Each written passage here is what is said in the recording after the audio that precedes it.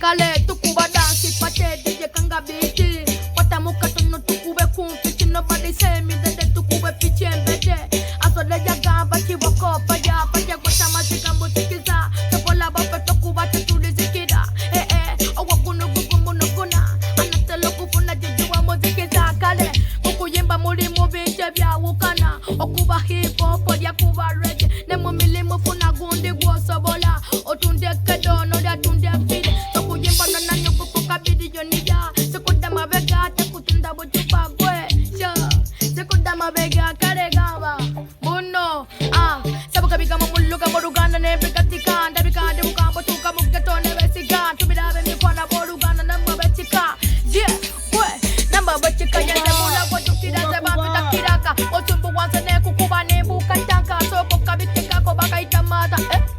Gwe kare gaba. Echitubanga bachidideli mukama. Eya pana katunda katekali na mukama. Esi wata wedi nteja kukuma muri mabe mitime mibinga tabalala batima. Woyo tugende. User. Kale gwe amo anamometa gwe batukunyanga turakita abani fulo amo anamometa otolo bamba tukunyanga turakita amanyene dobozi bambita rapu master achiwakanya buza ipopu master sijakula kwenye kambi kule another chapter bino biba mukama sina muleta orapa mwana katimba mbali dekazu funa chitangaza ndabebe mu maso singa siluga fulu nandiso zina dikenzo chikuba katinenga dijenerezo gwe tole mwapu gwe kasaja gwe tole mwapu tole mwapu jasti akaseko mugambe mwe temuli babu mwe basaja mwe temuli babu mwe temuli babu jasti kale tulana kabula mu bwachuka tasaba katonda ne sala zatuka gwe babatanga mbatino sidichuka sakwambale mubiri kati gwe so nakola mu nafuna sante boss nakola mu sifana bigambo bya bates nakola mu ever since December nakola mu joge gamba nakola mu nafuna sante boss nakola mu sifana bigambo bya bates nakola mu ever since December nakola mu joge gwe tujoge akataleke kaboy kakano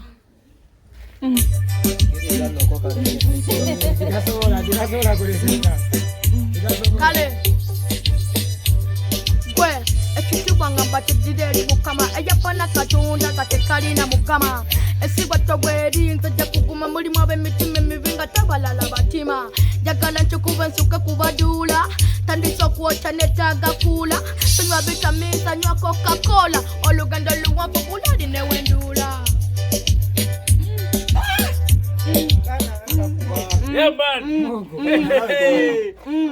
engalo munezi mukubira ntya bakubasiza amalwa bannange kakati abaye tuteekewo ono mwe muŋŋamba kimugamba kyetugenderako ebyali mpalo nadi birinako ebituusa afadhaali ate ye na musajja mukulu tuteekewo kano akasajja gwani abani fru ate erinnya lyo liri eryokulumbe Kalyango abani flo obeerawo bera wankulukuku wano mu Kampala tata ne mama balamu bakyaliyo bafu tata ne mama baafa kale mama yafa ne tata naye alinga eyafa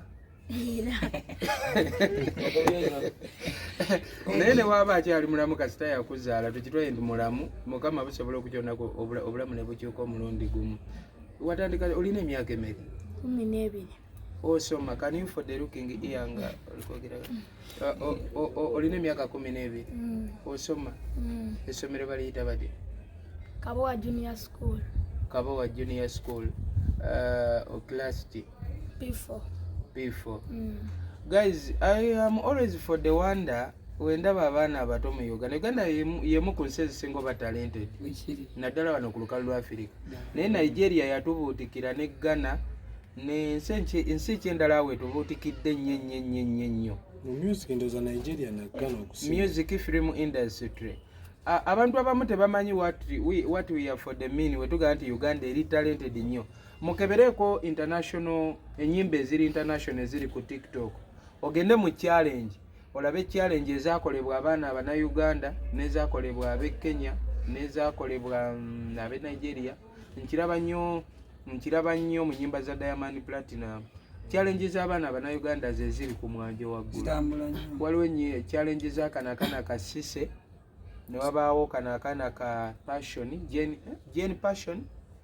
ne wabaawo akana akalala kana ki waliwo kaseba ako nako ne ka Kevo like abaana ba Uganda abato ekiroto kyo ki kufugira serebu gwe kasofuka serebu ebisigadde toyagala kumanya toyagala byakutikira toyagala byakyo yagala kubeera serebu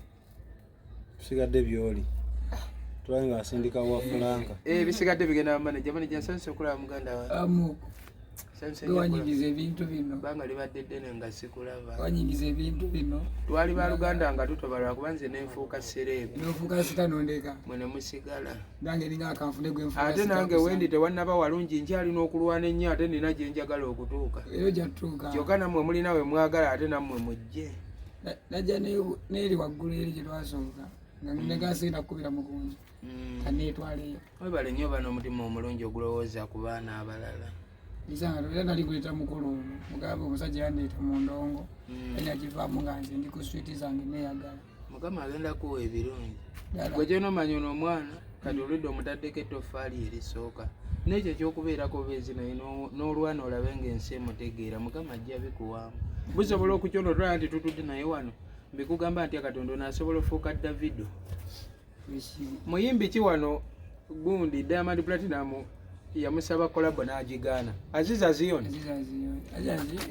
yali Aziza Zioni Diamond Platinum yajja wano e Uganda nga Aziza Zioni wakabinya ebiseera ebyo Diamond n'asaba ono kolabo n'agamba tonnatuuka mu bempa kolabo kati essaawa eno ebintu bya Mukama bisobola okiwuka no mu ddakiika ono tola nti tutudde naye wano atulekawo ne tutandika ng'okuba essimu n'abuzaani oyo mumugambe tujja kwogera ekiro kubira manager naye nga tutudde naye wano gwe omulabanga omuntu wa bulijjo kitegeeza amafuta ga Katonda ye yamanya engeri gyalwenjengamu ebintu bye wali olikodinzeyo ko music olina ennyimba mmeka ennyimba bbiri olumu baluyita batya tetupowa nalo mpamu kakapera abawanguzi tetupowa nalo tulemerako misana na kiro abawanguzi tetupowa nalo newamekubya butolelo tetupowa nalo fe abawanguzi tetupowa nalo tulemerako misana na kiro abawanguzi tetupowa nalo newamekubya butolelo na kiro gwe fe nomuga tetubeera tufata wadde watusula tewabakanfata naye ate mwana ffe tubajata kuba n'obuyumba bwetusulamu bwajjati omusajja mumukubirenga mutereka zaki zammwe deni akokubiri akubakadde tetupowa deni akokubiri kalala nakolamu wakolamu oba jasi kuvimba jasi kuvimba ng'omuntu wakera nakwata essimu ye n'avuma abanaku naye nga nayembe nakolamu nafuna sente boss nakolamu sifa na bigambo bya bates nakolamu evasitede nze mbelala nakolamu njoge gwe tujoge abani fulo sidi mupya mu res tokompoko mugambo netaga bres sirimba mutima ogwange gwa mu west mukana kazanya ko kazanyanga chess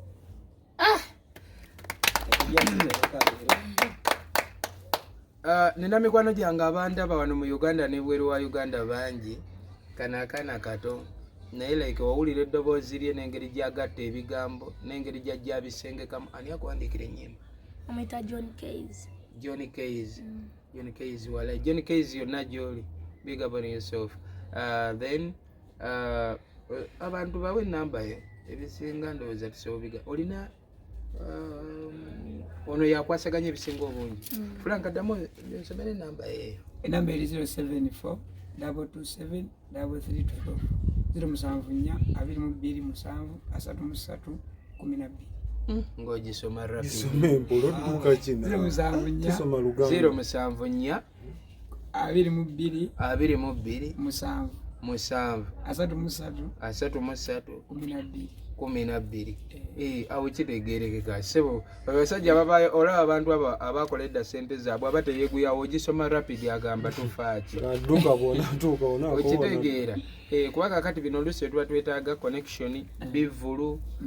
omulala asobola okugamba nti amanager kuba kati mbalabye omanaginga omuyimbi naye namwe mukyeyi yamutambuza kagere eyo life ya ghetto omuntu asobola okugamba ninawe emmotoka gyesikozesa nnyo wano eyambeko ovuga ekitone ky'omwana ki neweetaba mmotoka omuntu asobobaako nekyatugaa nti kangate kino ku kitone ky'eggwanga kangate ku mwana ono bwenti ne bwenti ebyo byetunoonya mu nsi nti oluusi talenti ebaawo naye ekireetera talenti ebeeraawo bwetyo mwaka ku mwaka nti ebeera ebuliddwa abatuufu abagikwatako oba oliawo ne alien skin singa teyakwata ku guddo singa guddo tetumumanyi. What is it for the mean? Tulinayo abaana abalala bangi abali talented no singa champion guddo naye nga bo tebalina okategeera wakati ono wetumuteeka wali nti bakubemu ne guddo lwakuba wakati ono omuto tetwagala mutwala mu ntalo za guddo nafango ekitegeera basaba kolabo ku TikTok muko naye wetufunayo tubateeka eno tubagamba guddo abatuveeyo wuno abani gwakemu abatuveeyo anti ebyo byaffe bakulu omuto ye talina tabirinaako buyinza byaffe ngaffe so naye ng'ate abatete twagala nnyo babeere nti bo bakubagana twagala bo babeere nga at least buli omu talenti ye situka busitusi ku ssomero ofuna budde ki kati ku ssomero abaana olwedde bamanyi nti oli muyimbi bamanyi bagamba tulinawo serebu era bamanyi nti ndi muyimbi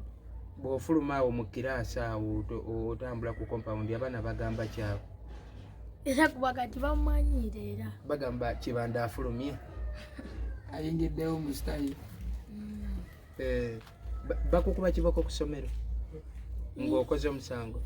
ate kati nze siri mwana ebaayo serebu nga serebu kati even let me for the asking fresh kid bamukuba kiboko namugagalamira ssomero lya jjajjaawo balenga mbadde manyi mubaamu kali akatiibwako obwasira basomesa baganda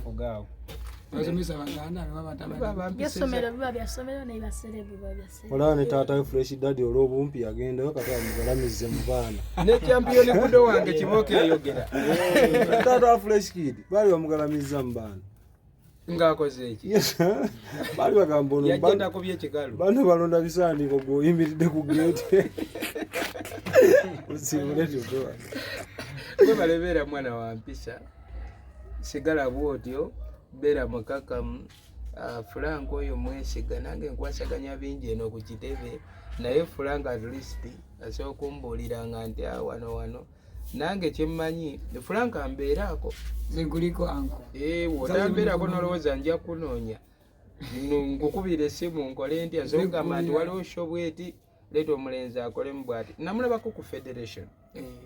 nina akatambi ke nalaba ennyo akatambula ennyo ku TikTok ng'ali ku federation papa Eddie Kenzo talina ngeri gye yatugiramu awo ya papa Eddie Kenzo sikabyongerako nnyo tubikwasa nyamutooro era gyali akimanye abaana byeyaŋŋamba obuleeta abaana bamanja ogenda wa Kenzo esekizanga zika ku bulutiki ezimutakwata ekizibu kye tulina e Uganda kulumbe abasuubiza esente oyamba bamulekwa baba bangi aga tujja teeka ku ssimu n'otandika obba banja ng'essimu tekyali ani alina iPhone eyo ekitegeera n'otandika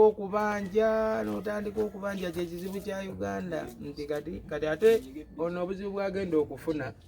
era baddayo kati kambe kugambira wembanga njogera pulezidenti waba ayogeramu sirika kino ekitebe nze nkikulira ono obuzibu bwogenda okufuna e Uganda waliwo ebizibu bya mirundi ebiri baatugambanga musome nnyo muyite bulungi mufune emirimu eyasoma ennyo bw'otwala ebipapula ku TV nga wasoma nnyo okusinga abakolayo nga wayita nnyo n'ofuna D1 D1 C1 bagiyita batyezo distinction is bwe babiraba ne babiraba tebabiganya tuuka wa bosi babiyuza why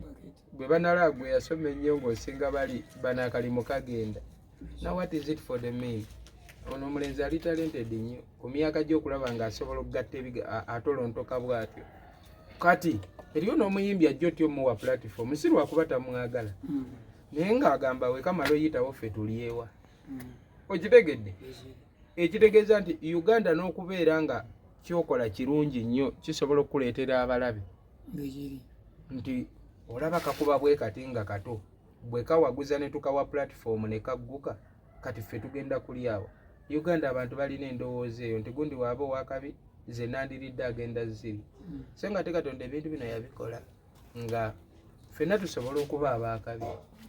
Ate tetujja nenya abantu lwa ndowooza zaabwe. So gwe kola ogugwo. Era ojja laba abawalana kano tolaba nti kato boye empala nejja situka awo. Komenti ziri. Ojja sanga oli ng'atadde komenti ku vidiyo y'omwana nga komenti ezitowa waati si lwenda ogambe omwana omuto ono atannaba kuzza ku musango ono komenti agijjeewo obusungu okubugunda ku mwana. Okitegedde? Ne byonna tubasobola okubigumira. Nange nkaagadde nnyo kati gwe wenyini gwe abaweesiibulira abantu. Obeeko n'ekyobasaba. Era kyembasaba Urban Flow UG ku YouTube, Urban Flow UG ku TikTok, Urban Flow UG. Mbasaba mumpagire sigadde era Urban Flow UG. Kyakabi. Mukama abakuume. Export TV to the world.